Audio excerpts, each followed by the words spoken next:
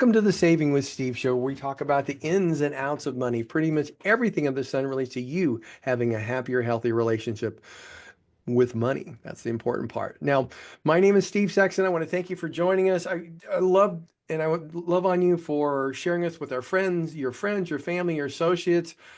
We've got a tremendous amount of people, well over 750,000 here listen to us here in the United States, another 130, maybe 140 now overseas. All you expats there love to talk, listen to an American voice talk about finance. Hey, this is a great place to be. Today, you know what? We're into a new year. We got a new president. All sorts of things are happening. We have a special guest. Her name is Elizabeth Buffardi. She's a CFA and a certified financial planner, certified public accountant. And we're going to be talking about Roth conversions today. Now, a little bit about Elizabeth. Like I said, she's a certified financial planner, certified public accountant. She began her career as a tax accountant as a public accounting firm in Chicago. Soon afterwards, she joined a family office, which means they're handling a lot of money for one family. And she served as a liaison between several investment managers, accountants, auditors, attorneys. Over time, she's developed a keen interest in investing, gaining perspective from many hedge funds managers. Today, she follows the principles of functional asset allocation to help her clients reach their investment goals. Now, she's a member of the Alliance of Comprehensive Planners, National Association of Personal Financial Advisors, Illinois Certified Public Accounting Society. She acts as a fiduciary and puts her clients' interests ahead of her own. We love people like that. So, Elizabeth, again, just welcome to the show. We're glad you're here. Thank you. Thank you for having me. Now, let's start this by listening, or like, so many people see all these webinars or seminars about doing a Roth conversion. They they scare them and say, time's running out, the government's going to take all your money. And you know what? Half the people don't know exactly what a Roth conversion is, how it works, or anything like that, or if it's any good for them. And that's what we're here to talk about today. So, Elizabeth, first big question. You know what? Everybody has a reason they got into the profession. What's yours?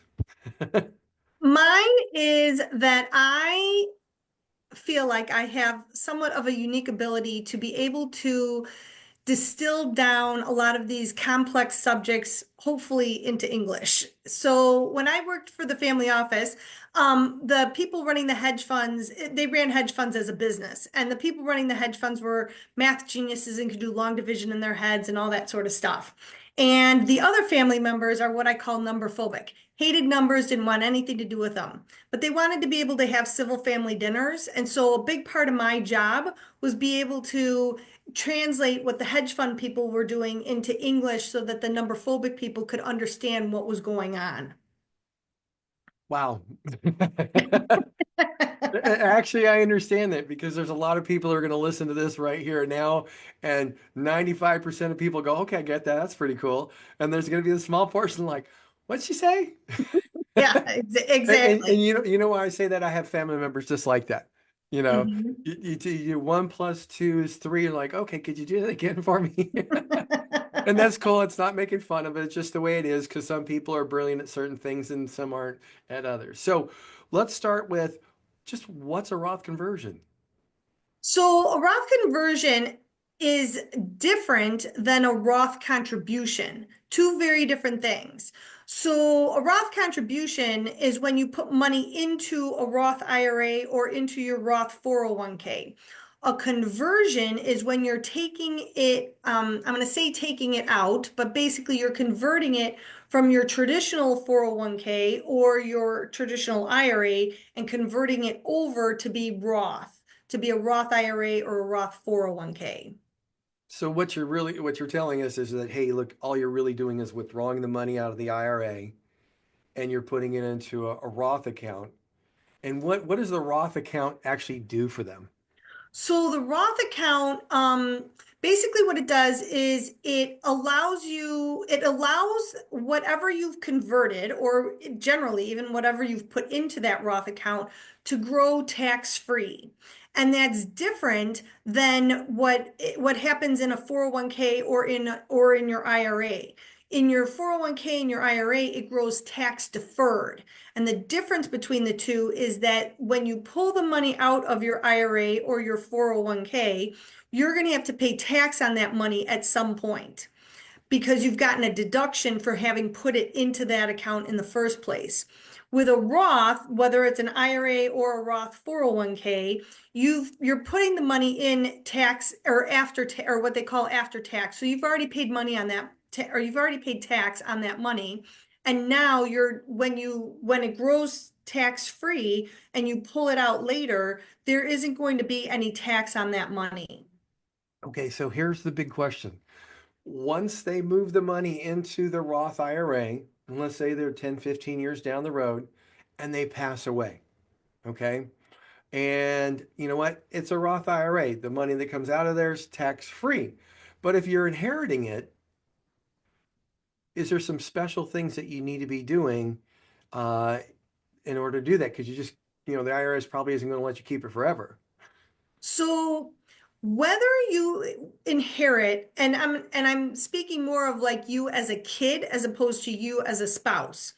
If you as a kid inherit your parents' IRA, 401k, anything Roth, then you're going to have to pull all the money out in 10 years.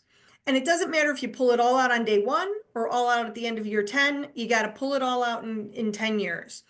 When you inherit a regular IRA or a regular 401k, you're probably going to have RMDs along the way, so required minimum distributions that you're going to have to pull out. And when you pull those out, you're going to have to pay tax. But your Roth IRA that you're inheriting or your Roth 401k will not have those RMDs. So in a perfect world, if you're a kid inheriting anything Roth, you'll leave that in there for the whole 10 years and let it grow as big as it possibly can because it's all tax deferred growth or sorry, tax-free growth. Okay, so this is a viewer question, and the viewer question is when Secure Act 2.0 came out and they gave us 10 years to do the withdrawal out of the Roth, wasn't there a required minimum distribution piece there that was forgiven? Or is that coming back? So well, right now there is no, or there aren't any RMDs on the Roth. And because there aren't any RMDs on the Roth for like you as the owner, or meaning like the parent, then there aren't any, or I believe there aren't any RMDs for the kids either. Okay. There was a time period where um I think it was the IRS was trying to figure out the regulations on how to take RMDs out of the traditional IRAs and the 401k side of things when the kids inherited it. Mm-hmm. And they finally got to the point where they issued regulations. I think they're effective for 2025. Okay. Okay. And then okay, so basically okay, they're effective for 2025. So all right, so basically if you're inheriting a Roth IRA, it's basically becoming tax-free. You can withdraw things tax-free. You just have to have it withdrawn in 5 years, within 10 years. Yes. Okay, perfect. Okay, so now we've talked about the basic stuff. What we're going to do is going to take a quick break and we're going to start talking about, you know what, not only the benefits, but the drawbacks. So with that, everybody stick with us. We'll be right back with more Saving with Steve. Perfect. Perfect. Reset. Okay. Now, guess what? Cameron, we just finished segment one. We're going to go into segment two. Isn't this fun? It's quick. You don't have to sit through 3 minutes worth of commercials. So, okay, Cameron, we're going to start segment number two here. 5, 4, 3, 2, 1. Hello, welcome back to the Saving with Steve show where we talk about the ins and outs of money. I truly want to thank you for sharing us with your friends, your families, your associates. All the replays are available at www.savingwithsteve.us. If you're enjoying the stories of helpful information and insight on saving with Steve, I encourage you to never miss a show and check out our affiliates at UK Health Radio, AM/FM Radio 247, BBS Radio, Talk Radio New York City, and E360 TV. Now, all these networks are dedicated to empowering you to uplift your life, your spirit, as well as live a life of personal and financial freedom. And again, you can always follow us at Saving with Steve Sexton on Facebook. There's some guest gifts. There's special episodes. You can see them again and again and again, especially this one if you're looking at a Roth conversion. And with that, we're right back here with Elizabeth Buffardi. She is a certified financial planner and a CPA. She's got a tremendous amount of experience and background. So, Elizabeth, let's just start talking about, is a Roth conversion right for everybody? That's a great question. So the answer that I always give is it depends. I feel like there's a lot less reasons why you would do one as opposed to the reasons why you would. So the reason why you wouldn't do one is if you're going to leave all your money to charity, or you don't have the cash to pay for the tax on the Roth conversions itself. Those are kind of the two reasons, or the two biggest reasons to not do a Roth conversion. The reasons why you would, I feel like are, Before we get into the reasons why you would, uh-huh. I totally understand. Hey, if you have no heirs, you want to give it to a charity, you know what? It's actually smarter to do it just the way you said, hey, give it to a charity and don't do a Roth conversion. But you also said, hey, if you don't have the cash to pay the taxes on the conversion, it's probably not a good idea. Could you go into a little more detail and help people understand that? Sure. So, when you do a conversion, or maybe before you've done the conversion, the money that you've put into that pot, whether it's an IRA or a 401k, you've already received a deduction for having put the money in. So the idea is that when you're converting it to Roth, you actually have to pay the tax on the amount that you're converting. So the easiest way to kind of calculate that out is to say, I'm in the 22% tax bracket, so I have to pay, 22% of whatever it is that I'm converting. And keep in mind that it's not just on the money that you've put into the IRA or the 401k, it's also what that's grown to. So if you put 10,000 in and now it's 50, and you convert the whole 50, you're paying, whatever your percentage is on that 50, not just on that 10 that you had originally put in. So especially if you're under 59 and a half, you don't want to pull out more money in order to pay the tax, because that extra money that you're pulling out to pay the tax is going to get hit with the 10% penalty. So you don't want that. So if you don't have the cash to pay the tax, then I would hold off on doing Roth conversions until you Okay. can. So where does the 10% penalty come from? The 10% penalty is on any IRA 401k account. So if you pull money out before you're 59 and a half, then there is a 10% penalty that's assessed on whatever it is that you pull out. Okay, so if you're doing a Roth conversion and you're over 59 and a half, say you're 60 years old, you won't get that penalty. No, you won't, but it's not as tax efficient to do it that way, because you're going to get taxed on the money that you pull out in order to pay the tax on the conversion. So you're basically paying tax on tax. Oh, okay. I So see. that's why it's better to use cash to pay the Mhm. tax.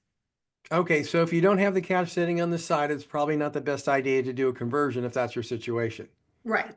Okay, so here's the next question. When it comes to providing, like you're a certified financial planner, so if somebody's doing a conversion, they've just paid 22% in taxes. Is there any way that you would look to invest those assets once they've got into the Roth? Do you do more conservative? Because I can see, hey, I just paid 22% on this money, and then I see the market go down. Oh, I'm deeper than it's more devastating than I thought. So I'm just curious, how would you focus on that? So I subscribe to the idea of tax efficiency with your investments. Hmm. And the idea behind that is that you want to have certain types of investments in the certain buckets, and the buckets being your IRA, 401k, your Roth, and then your taxable account. So and this is going to sound very counterintuitive at first. In your IRA and your 401k, you want to have the things that grow the slowest and the things that are taxed the highest, because all of that income is sheltered inside of the IRA or the 401k. So those two things are bonds and REITs. And in your Roth, you want to have the things that grow the fastest, because when you pull that money out, there is no tax. So in a perfect world, your Roth is really going to be your biggest account. Now, keep in mind, nobody's ever is. No, everybody's Roth is actually quite small in the grand scheme of things. But to the extent that we can make it grow as fast as we can and as big as we can, that's the grow. That's the gist. So those two things that usually grow the fastest are small cap value and emerging markets. And if I have a choice of putting one or the other into my Roth, I usually try to put the emerging markets in, because if you have to hold small cap value in your taxable account, small cap value is more tax efficient than emerging markets usually are. And then in your taxable account, you want to have the things that you're going to get special dispensation for owning in a taxable account. So usually that's large cap value and large cap value and international. Large cap value because those pay qualified dividends, which are taxed at 15%. And international because whatever tax you pay to a foreign country ends up as a direct credit on your tax return. And so Mm. that way we get a little bit of ease, or I can't think of the word, but we get a little bit of something credit for having, paid tax to some other You get country. relief. Yeah. Oh, yes, relief. That's a better word. Yeah. Well, you get a tax deduction for it, don't you? Or Yes. it's counted as a credit to your taxes if you're already Yes. paying. So, Yes. okay, no problem. And so, um, so for example, somebody had explained to me that how great their Roth conversion was because they did a Roth conversion because they had pensions and things like that. And what they did is they had their total income was just above the was it um, the I want to say 15, but it was 15 back then. It was 12% tax bracket. Hmm. So what they did is they focused on doing the conversion for 6, 7 years, and we're a little bit above that. But once they had completed the Roth conversion, they now just had stocks that had capital gains and dividends. And what they did is they gave off some of the dividends every single year to a charity to stay under that tax bracket. So none of their capital gains and dividends are taxed. So they basically have tax on Social Securities and standard deductions. So they pay like $50 a year in tax when they used to pay 5 or 6 thousand. Hmm. So that's an example. I mean, what are things what do one of the things that people don't really see when they're looking at doing a conversion is what would be the benefit for them from a tax allocation that you've talked about down the road. So there's a couple different things to think about. One is, what tax bracket are you in now? And what tax bracket do you think you'll be in the future? Which I know is very crystal ballish, but I'll come back to that in a second. The other is where, what tax bracket are you, like if you're leaving this to your kids, what tax bracket are your kids in versus you? If your IRA and your 401k are growing faster than inflation, that might be a good reason to do a conversion. The other thing is that you might want to leave something to your kids, and a Roth would be the great thing to leave to your kids. And the other final reason that I can think of off the top of my head is you don't need your RMDs. There's some people that are in the very fortunate position where they have pensions and Social Security, and that's more than enough money for them to live on, but they've amassed a bunch of money in an IRA or a 401k, and they're not going to need that money, or they don't, the plan is right now that they won't need that. So if that's the case, the goal to me would be to convert that to Roth and leave it for your kids. Okay. No, that sounds great. I think a lot of kids would love to receive things tax free. Exactly, exactly.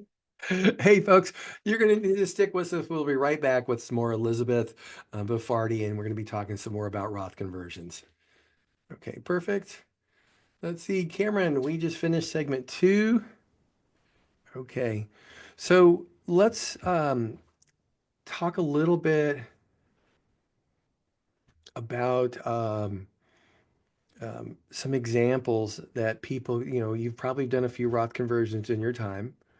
Could we just, talk about, hey, let's, give everybody a few examples because some people like examples and it gives them an idea of what's possible and in different situations because you have people with a lot of money, a little money, that type of thing. Some people are concerned with down the road, hey, if I do this conversion now, what will it mean with my assets? Because I might need them for long-term care when I'm in my 80s, things like that. Is that Mm-hmm. okay?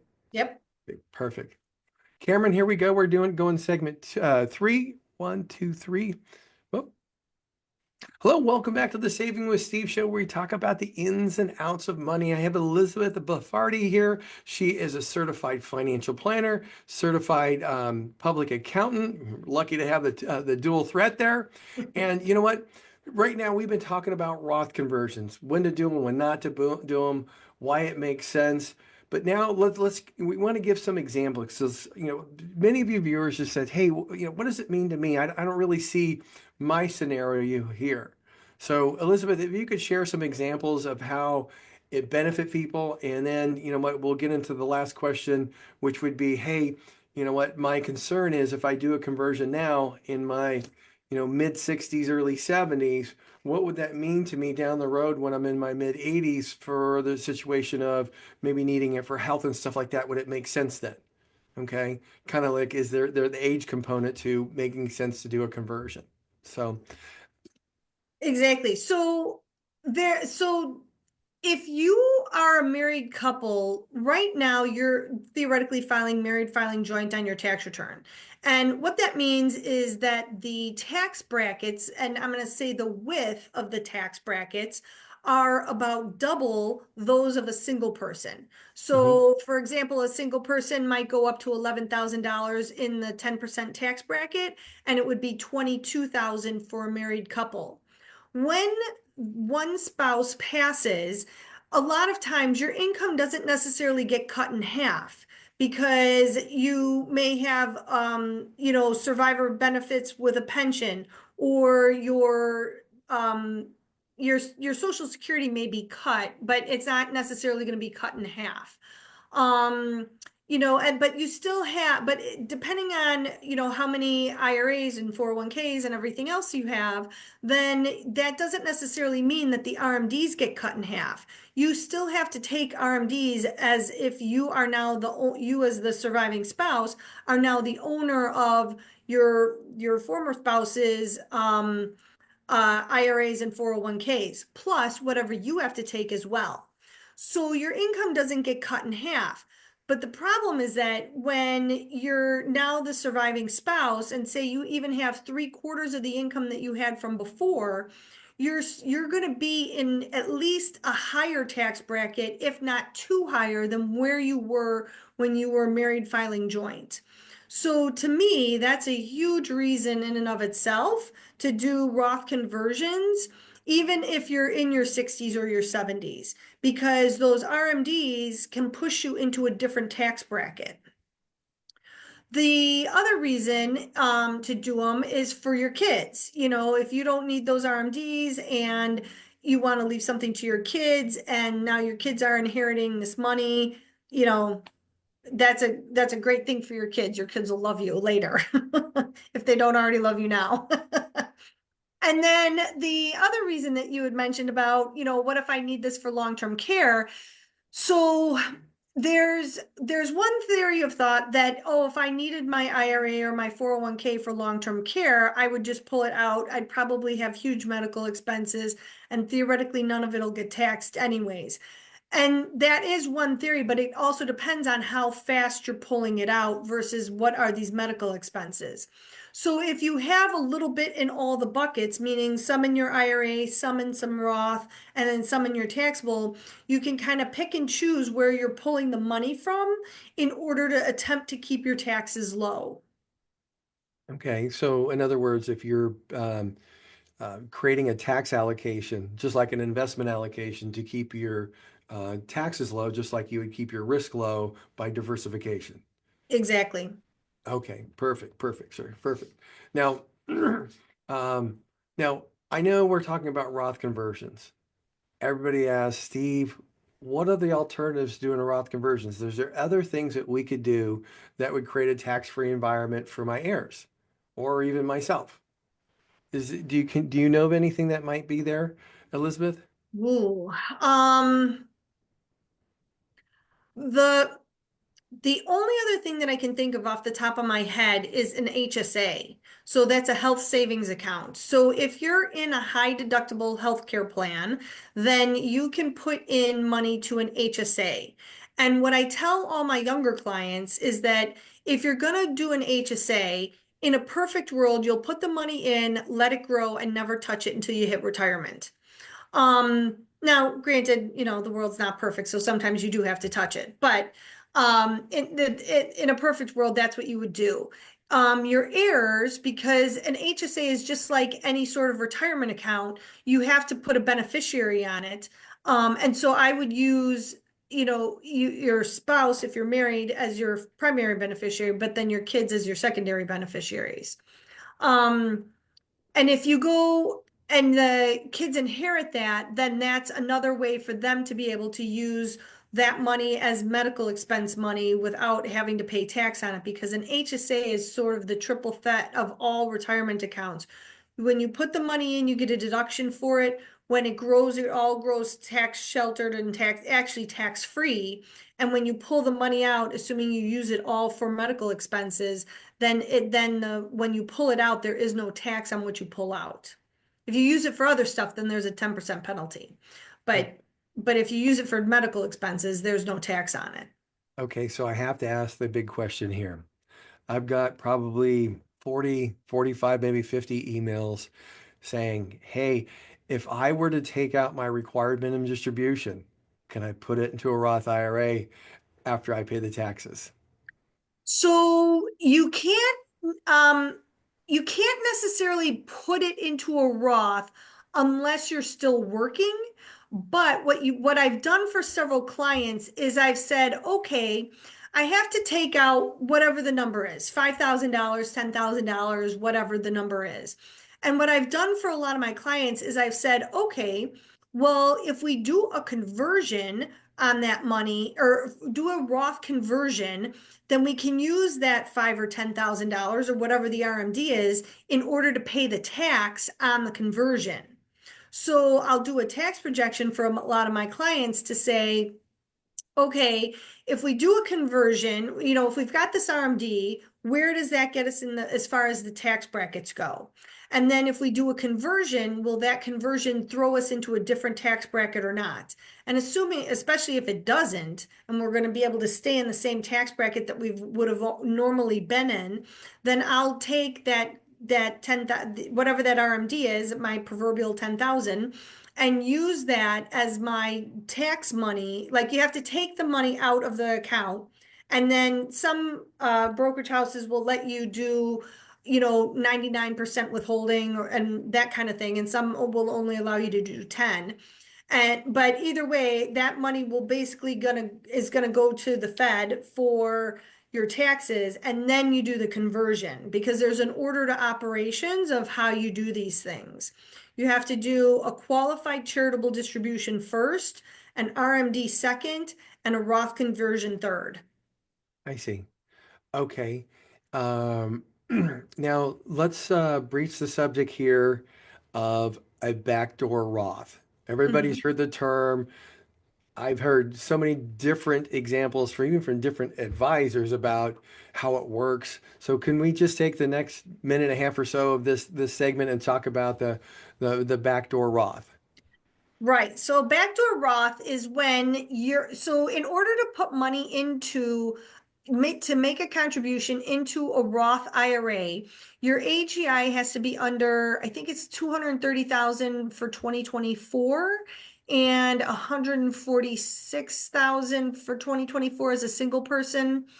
And so as long as your AGI, your adjusted gross income, is under that number, then you can put the money in, you can make the contribution to your Roth IRA. If your AGI is above that number, then you can do what's called a backdoor Roth, which means you put the money into a non-deductible IRA account. And then, a week later, a month later, whatever it is, you do a Roth conversion on that amount. The trickiness or the hairiness of it is if you do any sort of Roth IRA, regular IRA, non-deductible IRA contribution can be made up until April 15th of the following tax year. So like basically we have from now until April 15th of 2025 in order to make contributions for 2024. But if we do a backdoor Roth, and particularly we put the money in for 24, you're doing the conversion in 25. So Mhm. you want to be cognizant of like how that's going to affect your 2025 tax return. Perfect. Folks, stick with us. We'll be right back with more Saving with Steve and Elizabeth Buffardi. Okay, perfect, perfect. I'm going to hop in here and do a pause. Okay, so we've got the last segment. Okay, this is about 10 minutes of, you know what? Um, are you open to talking? I know we talked on the phone before, but are you open to talking about other ways people can reduce and eliminate their taxes besides doing a Roth conversion? Um, yeah, well, to a certain extent, I'll say yes. I mean, to me, the biggest thing is having your portfolio be tax efficient. Mm-hmm. Because what I've noticed is that a No, lot of that's okay. people, I don't want you to go through it right now when it's not okay. recorded. So let's talk about that. Okay. And then anything else? Um, Save money on taxes. So for example, when would be when would be the right time to give to a charity? How can it benefit you, not just the charity? And part of that could be the tax brackets. Do you ever have those discussions, or are your clients at situations where their income is significantly high, so that wouldn't help them? Yeah, yeah, I can talk about that. Um, See, I'm the trying to reality is think. most of the world out there doesn't even know the basic stuff. Yeah, well, I was gonna say that this isn't necessarily so much, I'll say tax planning, but it's more of just knowing what you can take advantage of. Because most people, like they have a high deductible healthcare plan, but they don't know that they can be putting money into an HSA. And Hmm. so that's a saving strategy, but which will give them a deduction on their tax return. But you also have to have the money to come up with to put it in the first place. No problem. Let's go through a few of those, and Okay. I think that would be beneficial for our listeners because some of them were like, "Oh, what else can I do? What else can I do?" Hmm. So here we go. Hey folks, welcome back to the Saving with Steve show where we talk about the ins and outs of money. We're back here with Elizabeth Buffardi. We were talking about Roth conversions and got a lot of your questions answered. But now we've got Elizabeth. She's going to be talking about other things that you could do to reduce and eliminate taxation. And it's not always a tax thing that you can do. So I'm going to give Elizabeth the stage and let her go. So one of the things that you can do that I find is sometimes the biggest bang for your buck is having your portfolio be tax efficient. We talked about that before, but to kind of give you an example, a lot of people are sitting on a lot of cash right now because interest rates are finally high or, higher than 10 basis points. So everybody's all excited about having a ton of money in cash, which is great. But we always want to have an emergency fund and we want that to be in cash. But, other cash that you're going to keep around, assuming it's not something that you're saving for, you might want to have that inside of your IRA or your 401k. But in your taxable account, so say you've got extra savings and you opened up a brokerage account and you started buying some stuff and then CD rates went really high, you might want to consider reallocating your portfolio such that you buy large cap value, either stocks, ETFs, mutual funds, and preferably stocks or ETFs. And I'll explain the mutual fund thing in a second, but buy those things in your taxable account because those are the things that are going to pay you those 15% dividends. And what I mean by that is on your tax return, and I'm blanking on what line it is, but there's a line that says qualified dividends and ordinary dividends. And ordinary dividends end up in the big column that's on the right. Yep. And That's lines 3A and 3B for all you who are listening. thank you. Thank you. I was blanking on what number it was. But in a perfect world, those qualified dividends are going to be equal to the ordinary dividends, which means that all those numbers are getting well, basically it's the same number, but that's only getting taxed at 15% if you're in the 22 or above tax bracket.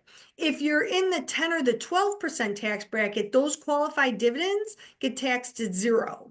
So that's a big reason why you want to have that large cap value in your taxable account as opposed to some in one of the other accounts.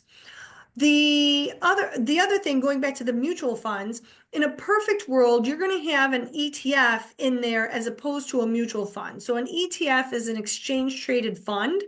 And the reason why you want an ETF in there is because the mutual funds, ETFs only pay the dividends. A mutual fund pays the dividends and capital gains. And those capital gains are the things that, kind of throw off your tax planning and your tax return because you never know what they're going to be from year to year to year. They're always different. The dividends, you can kind of see the progression and see how they're going to turn out. So in a perfect world, you won't have you won't have mutual funds in your taxable account. You'll have ETFs instead, or stocks, or whatever it is that you want to pick. Then the other thing that you can do is if you're charitably inclined and you have those RMDs that you're either not ready to convert to Roth, or you don't have a lot of stock or appreciated stock in your taxable accounts, you can, and you're over 70 and a half, I believe, then you can use what's called a qualified charitable distribution. And basically you can give up to $100,000, and that's regardless of what your RMD actually is, but you can give up to $100,000 out of your IRA to a charity. There's a lot of kind of quirks with that as far as like the practical application of it. So one, you still need to get the thank you letter from the charity. And I would call the charity and say, listen, I'm sending you a contribution for X dollars, but it's coming from my IRA. Because a lot of times when you send those contributions, it just says, from an IRA, and, it may or may not have your actual name on it. And the charities have no idea where this is coming from. So I would call them and give them the heads up. So that way they can write you the thank you letter. So that way you have it for your tax purposes, because you're going to need to report that on your tax return. But if you have appreciated stock or appreciated ETFs or anything like that, then you can always gift those to a charity as well. Okay, so I have a question. Um, we have 4 or 5 people, well, actually a lot more than 4 or 5, but they want to know, how does harvesting work? And is it a viable tax strategy for reducing taxation or eliminating taxation? It is. It's very helpful. So keep in mind though that when you harvest a loss, and this is really going to be in your taxable account. So when you harvest a loss in your taxable account, and say you have a $20,000 loss, Mhm. and what happens is, if you have other capital gains, that $20,000 will net against those capital gains. But if say you don't have any other capital gains, then you're only going to be able to deduct $3,000 of that loss in a given year. But whatever you don't deduct will carry forward to the next year. And then if the next year you have capital gains, that whatever that remaining losses will net against those capital gains. And if there's still a loss left, then you'll be able to deduct the 3,000 again. So pairing those losses with when you need to use up capital, or maybe not use up, but create capital gains, trying to pair those against each other in order to keep your taxes low is very, very helpful. Okay, so now I have a question that's more for the business owner, and it's called um, a, it's a business loss on the tax return. One of the people that emailed in saying, "Hey, I lost money in my business, and I have a loss in my business." but because it's this type of business and not my other business, I can't use this loss to offset that loss. Does that make sense? Yeah, sort of. I think it depends on a lot of different things.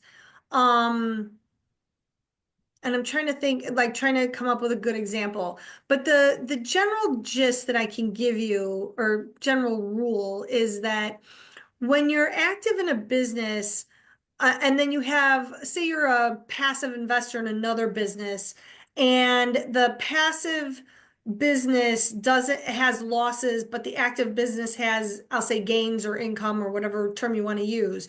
You can't net those against each other. You have to net passive losses with passive gains and active losses with active gains. So that might be one reason why you can't necessarily use up that passive loss. But if you invest in something else that ends up with the gains, those losses will carry forward until you can use them up. Okay. Otherwise, you've got a $3,000 a year type situation. Okay, Right. perfect. So, Elizabeth, I would love for you to share your information with our listeners. So if they can utilize your help, they can get in contact with you. How would be the best way for people to get a hold of Elizabeth? So you can go to my website. It's www.crescendofinancialplanners.com, and that's CRESCENDO financial planners with an S.com. On there, you'll find my phone number, and then there's also a link to my calendar. So if you want to schedule a call, we can schedule a call. That's perfect. That made it real easy. Yeah, because my email address is even longer. So I totally understand it. I think that's wonderful. And it also prevents, 400 people from calling this week, which would probably overwhelm you since you're just about to get started in the tax world, yes. um, or the tax preparation part of it. Last few seconds here, what would be the best tip for somebody preparing for their taxes? Oh, look at last year's return and and come up with a list of all the things that you had last year, so that way you know what you're looking for when you get all your 1099s for this year. The other thing too is I would think about it in terms of what has happened this year, meaning 2024, that you maybe forgot about or whatever. So maybe flip back through your calendar. Um, look to see if something happened that it's like, oh, wow, I'm going to need to do something with that for my tax return. So that way, when you take all that information to your preparer, you've got it ready to go. And if nothing else, you can give them sort of the explanation of what happened, and they can figure out how you have to report it on the tax return. So what you're saying, so for example, if you have some extreme medical expenses, Hmm. that would be good to make sure your um, tax preparer knows. If Yeah, you contributed a tremendous amount to charities, that would be important to make sure people know. So all those type of things, because you might be looking at the difference between a standard deduction or an itemized deduction, which could make a big difference in how much tax you pay. definitely, definitely. And make sure you report, any IRA contributions, Roth contributions, Roth conversions, because some people did those, maybe in the beginning of the year or in the summer, and have totally forgotten about that. The conversions will be reported on your 1099, so you won't necessarily have to worry about that. But oh, and keep in mind, if you made estimated payments, you're going to want to report those to your tax preparer as well. hmm One last thing, I'm just going to share this because I heard this and I'm going to let Elizabeth go. Um, Many people give to a lot of charities throughout the year and they write checks. Mhm. And with that, they get a deduction. Okay. But with a qualified charitable deduction, you get an income elimination because if you're sending out, you have $30,000 in a required minimum distribution, you're sending 10 to charities, you're only getting a 1099 for 20,000. So you can effectively reduce your taxes even further by making sure it's a qualified charitable distribution. You do need to be over 7.5 to do that. And I just had somebody says this is the greatest thing since I heard about it. So, Elizabeth, thank you so much for being on the show today. The information you provided will help, hundreds of thousands of people better understand what's going on with their taxes, their Roth conversions, whether it makes sense to them.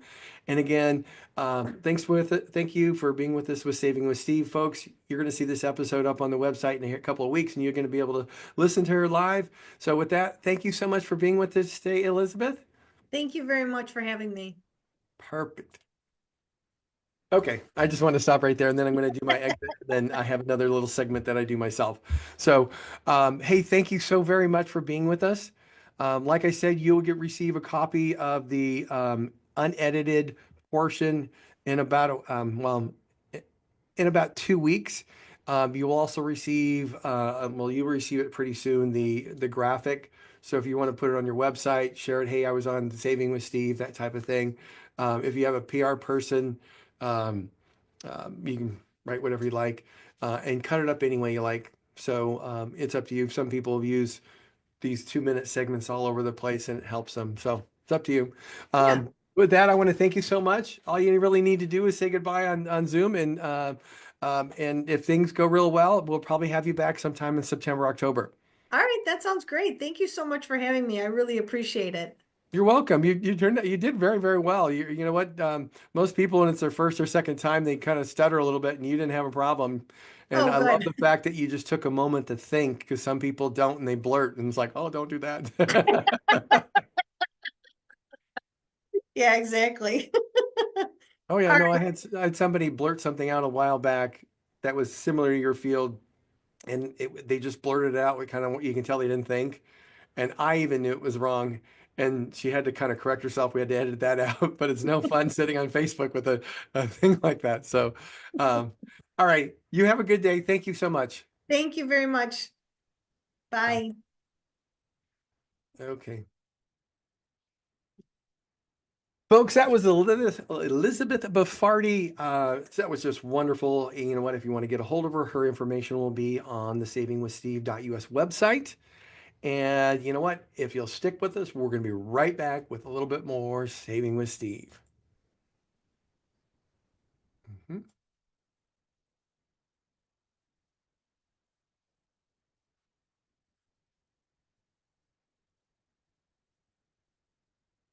mhm.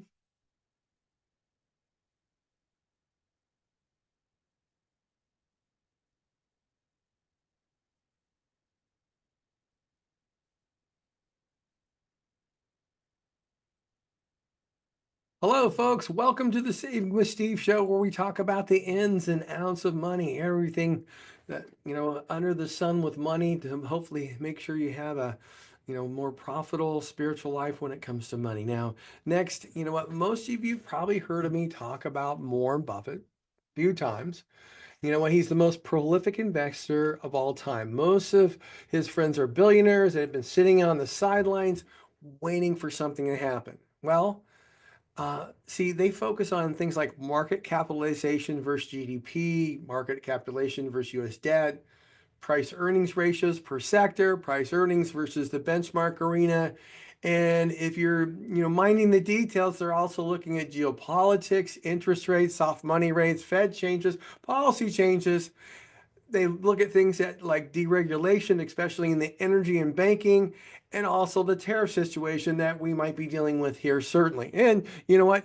If you're listening now, you probably already know the deportations have already started. Now we don't have time to cover all these areas of concern. We're only going to talk about a warning sign that ruined this party. If you think about the parties going right now, the market, what is it? Last 2 years up 20% per year. Oh, and nobody wants that party to stop. Okay, but there's some warning signs that that wants to ruin your party. Now, I had a mentor call me earlier, and and he asked me if I saw this headline, and they're like, "What headline?" He said, "Well, the one we never talk about." It's interesting what he's talking about. He's talking about hedge funds. Hedge funds typically are looking for people that have $50 million on up range, not like 100 million, a billion. That could be institutional money. That could be wealthy families that have their own investment advisor in office with them to manage, that 100 million to $1 billion portfolio. And in fact, we have more Americans than anywhere in the world with $1 billion. Why do people seek out hedge funds? Well, hedge funds are built to outperform the benchmark indexes like the S&P, the NASDAQ. Oftentimes, hedge funds can be quite volatile. When you have that much money, people are not as concerned by volatility because they could lose half and still be extremely, extremely wealthy. So I want you to hold on to that thought right there. As a supplement to what I just told you, remember the extremely wealthy can handle volatility because of their wealth. They could lose half and still be wealthier than all of us combined. The next question is, should they? Should they be doing that? Folks, the answer to that is subjective, and it's obviously up to them, isn't it? Why aren't they doing that? Well, what if I told you that most of the hedge funds companies and firms are lowering their target clients and are preying on people they call mini millionaires who have 1 million to 10 million? Huh. That tells me that the ultra wealthy have already done what you're not doing. They are de-risking. In fact, a lot of us have procrastinated so much now that you've lost that 3 to 5% and you see it pop up, pop down. You know what? The message I've been talking about is consistent since 2021. You know what? We've led our clients to the desert because, you know what? We've listened and trusted the power of Mr. Powell, who would, do exactly what he said he would do. And he did it. And it led to a major crash. He's doing the same thing here, folks. He tells us every time what he's going to do before he does it. And Mr. Powell speaks again on the 28th. And as a result, to the last lecture policy, how timely or untimely we were worth those policy changes. The 10-year, the benchmark of safe money, that's the 10-year treasury, is up to almost 4.6. Guys, gals, the higher that grade goes, the more pressure it puts on equities in the stock market. High treasuries, safe money, people look for it. What do they look for? A relative return. Why would you take risk to make decent cash? As a sidebar, look at what Mr. Buffett is doing. Carl Icahn, investors in the multi-billion dollar range. They have been sitting on cash more so than ever before. So think about this for yourself. Ask yourself the questions. Why are all these different types of institutions, people, major investors, what is it that they see that we don't? What is it that they are trusting that we won't? I encourage each and every one of you to think about that long and hard. What are you willing to sacrifice to stay fully invested in something that the long term could cause a lot of us a lot of stress, turmoil in the wrong phase of life? So as we enter into this distribution phase, as we enter this new phase of government with a new cycle of deregulation, the potential massive tariffs that could cause trillions of dollars, are you willing to go through another 2022 or worse when you're no longer contributing or at least planning to retire in the next few years? Is it worth it? Again, it's up to you to decide. As always, your comments and questions are welcome and encouraged. I thought this was so important. I wanted to get this out to you as soon as possible. In fact, if you'd like to read the articles, you can go to Motley Fool or you can go to Bloomberg. Bloomberg says hedge funds seek dumb cash. Again, hedge funds have lowered their target because the wealthy are seeking safety along the side of Warren Buffett. The 10-year treasury keeps rising, putting pressure on the markets that are selling off and staying at those lower levels. None of these things are indicative of a stable or a bull run. You know what? It's time to start thinking about, how do I capture the gains that the market is currently catered towards me? What am I going to do with those gains the market is currently catered towards me? And last but not least, when are you going to turn those gains into real gains and not paper gains? Because you've all heard, when things don't go right, what do the advisors say? Don't worry, if you sell it, it's a real gain, realized loss, as opposed right now it's just a loss on paper, where the reverse is true as well. Folks, It's not really your money until you sell it. You're not as wealthy as you think you are until you own it. Own those gains.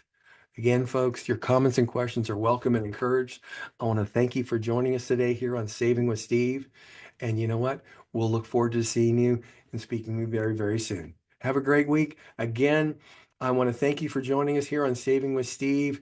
You know what? All the replays are available at savingwithsteve.us. If you're enjoying the stories of helpful information and insight on Saving with Steve, then I encourage you to subscribe to our YouTube channel so you never miss a show, and check out a few of our affiliates at UK Health Radio, BBS Radio, Talk Radio in New York City, E360 TV, Las Vegas TV Network. All these networks are dedicated to empowering you to solve problems, uplift your spirit, and live a life of personal and financial freedom. Again, also, you can follow us at Facebook, join the Saving with Steve Sexton Insider Club at savingwithsteve.us. Get all the replays, exclusive access to after show videos, guest gifts, and take your life to the next level. With that, thanks again for sharing with your friends and family.